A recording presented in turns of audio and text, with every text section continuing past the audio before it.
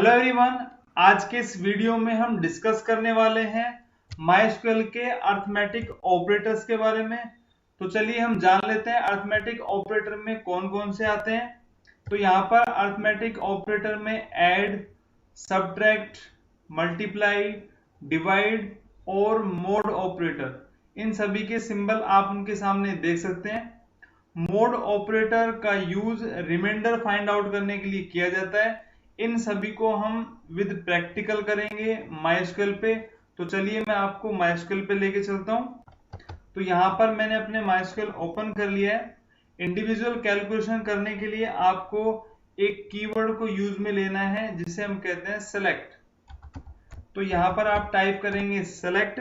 अब सेलेक्ट के बाद जो भी आप कैलकुलेशन करना चाहते हैं वो आप कर सकते हैं। 2 + 89 सेमीकोलन एंटर। तो ये आपका 91। ऐसे ही आप कुछ और करना चाहते हैं तो मल्टीप्लाई करके देख लेते हैं। हम मल्टीप्लाई के लिए हमने यहाँ पर किया 5 × 8 सेमीकोलन एंटर। तो ये आपका मल्टीप्लाई हो गया। आप मल्टीप्लाई एक से ज्यादा टाइम करना चाहते हैं वो भी आप कर सकते हैं। जैसे मान लीजिए 2 × 2 × 2।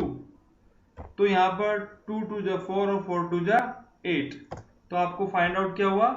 8। अगर आप सब्ट्रैक्ट करना चाहते हैं तो आप सब्ट्रैक्ट भी कर सकते हैं। तो चलिए सब्ट्रैक्ट कर लेते हैं। यहाँ पर हम 50 - 20 एंटर। तो ये आपको 30 मिल गया। अगर आप डिवाइड करना चाहते हैं तो आप डिवाइड भी कर सकते हैं। तो चलिए हम डिवाइड कर लेते हैं कुछ। 50 / 2 और एंटर प्रेस। तो ये आपको 25 मिल चुका है। और अब हम सीखेंगे मॉड्यूलो ऑपरेटर का यूज, जो कि आपको रिमाइंडर देता है। तो यहाँ पर सेलेक्ट, मान लीजिए यहाँ पर हम देते हैं 10 और 10 के बाद यहाँ पर हमको देना है परसेंटेज का साइन और 3। तो यदि 10 को हम डिवाइड करेंगे 3 से तो 3 × 3 = 9 और रिमाइंडर हमको मिलेगा 1। तो आप देख सकते हैं यहाँ पर आउटपुट में हमको क्या मिल गया? 1। अब इन सभी ऑपरेटर को हम अप्लाई करेंगे माइस्क्यूएल की किसी टेबल पे। तो चलिए टेबल को ओपन करने के लिए मैं यहाँ पर एक डेटाबेस यूज में ले लेता हूँ। Use HPS। डेटाबेस मेरा चेंज हो चुका है और यहाँ पर हम सेलेक्ट स्टार फ्रॉम EMP, मेरे पास एक टेबल है EMP, इसको हम ओपन कर लेते हैं। अब इन सभी को हम 1 by 1 अप्लाई करेंगे इस टेबल पे। तो जैसे आप देखेंगे यहाँ पर आपको टाइप करना है सेलेक्ट।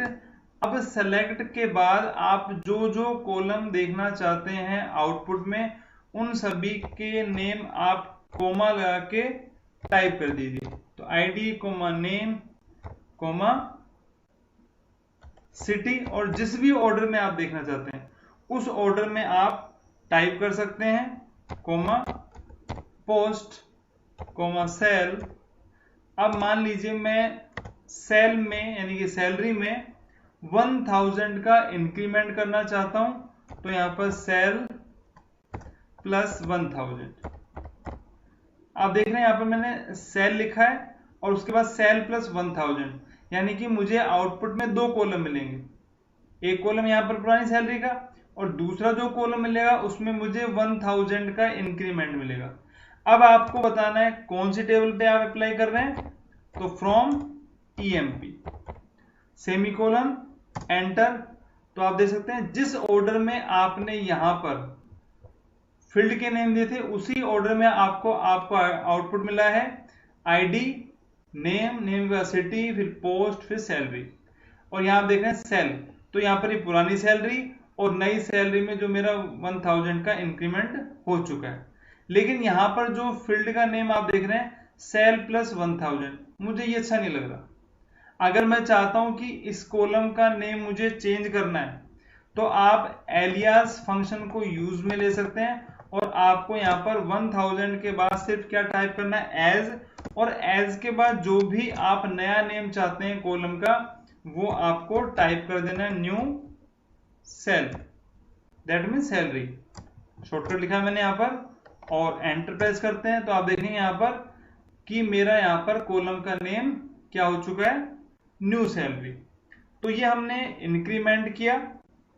अब इसके बाद हम चलते हैं, यदि अब वापस से मैं क्या करता हूं, अपनी पुरानी टेबल को ओपन कर लेता हूं, सेलेक्ट स्टाफ फ्रॉम ईएमपी। अब देखना, जैसे मैंने सेलेक्ट स्टाफ फ्रॉम ईएमपी किया तो मेरे पास वही पुराना डेटा आ चुका है। तो ये जो आप अर्थमेटिक ऑपरेटर अप्लाई कर रहे हैं ये परमानेंट सेव नहीं हो रहे, ये सिर्फ हम व्यू देख रहे हैं कमांड्स को अप्लाई करके। अब मान लीजिए मैं कहता हूं कि मुझे तो सैलरी में आईडी जोड़नी है या फिर एज जोड़नी है, तो आप क्या करेंगे, यहां पर सैलरी में हमें क्या जोड़नी है, एज, यानी जिसकी जितनी एज उतना उसे हम ऐड कर देते हैं। तो सेल प्लस एज और क्या कर दिया हमने, एंटर। तो आप देखेंगे यहां पर कि जिसकी जितनी एज थी वो उसकी सैलरी में ऐड हो चुकी है। क्लियर।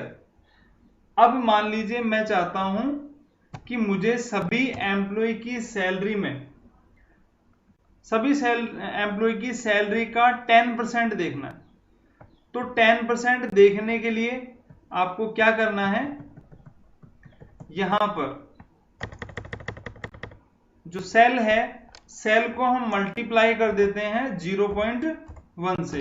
ये मैथमेटिकल टर्म है, आप सभी जानते होंगे।